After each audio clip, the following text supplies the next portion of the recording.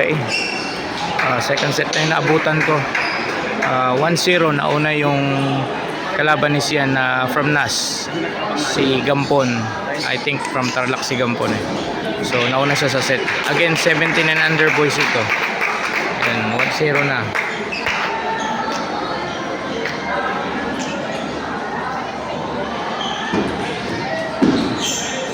This one,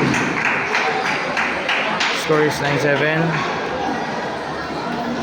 Sorry, medyo magalaw kasi hiniram yung tripod natin eh. Sana nasa gitnang table sila.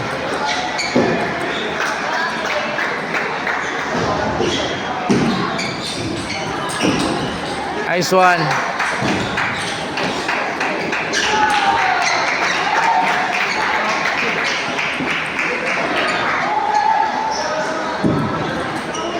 Okay, all one sila sa set. All one.